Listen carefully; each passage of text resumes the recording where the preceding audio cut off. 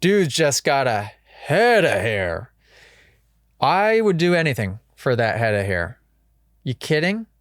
I actually, for this podcast, I didn't turn on the upper lights. I only turned on my light bar there in hoping that it would stop illuminating the bald top of my head so I could not wear a hat. So let me know. Does my hair look less bald in this episode? Vote down below. Let me know. Let me know in the comments. Take a vote. Do I look bald or do I look good based on that light off versus it on? I could actually probably show you. So this is light off. I have that light. The roof lights are off. Okay.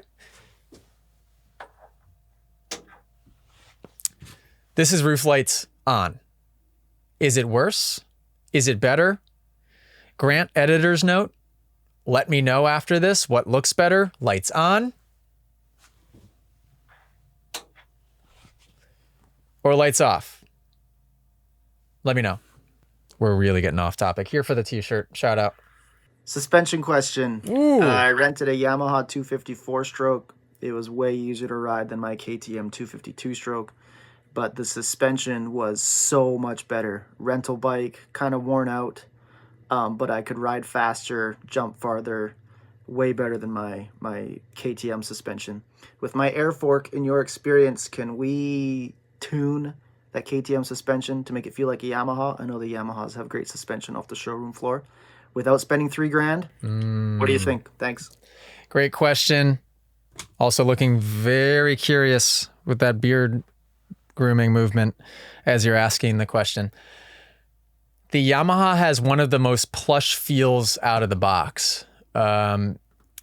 And it is, I don't know much about spring versus air or which bikes have what, but I think the spring has something to do with that. It's got a really progressive feel. It doesn't feel super rigid. It's just nice and plush, but it has hold up.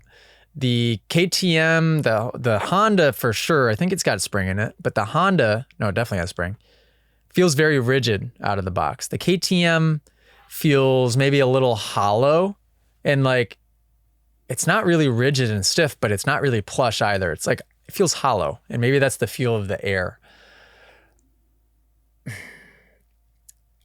I don't know how, I'm sure there's a way maybe to get that adjusted the way that you would want, but I don't know how to do it. And maybe there's not. I know a lot of people do spring conversions.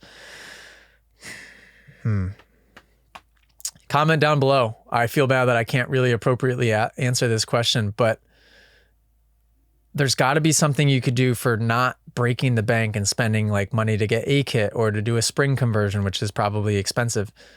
There's got to be a setting that you can do to try to get something closer to that feel. Crap, you've stumped me, but I don't know.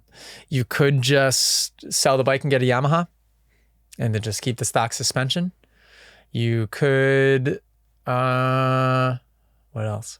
Yeah, air was always tricky because there was, at least the years that I rode air, one year comes to mind right away. 2013, I was on a Cowie 450 riding outdoors. It had, I think, different air controlling different things in either fork, and then it had a canister down bottom of one of the forks, which that air controlled something different. So you had 3 air pressures to worry about, I think. This is what I remember. And there was 1,000,001 ways to adjust the bike a direction that you wanted. Where on the springs, it could just be like, oh, well, go 3 clicks in with the compression. Done deal. Nope, not for the air. So it was super confusing.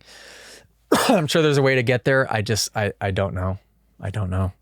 If you guys enjoyed this podcast clip and you want to listen to full episodes, make sure you go download them on Spotify and Apple Music. If you want to watch full episodes or be a person that sends in your own video submission, go to club.themotoacademy.com and subscribe to join the Moto Academy family today.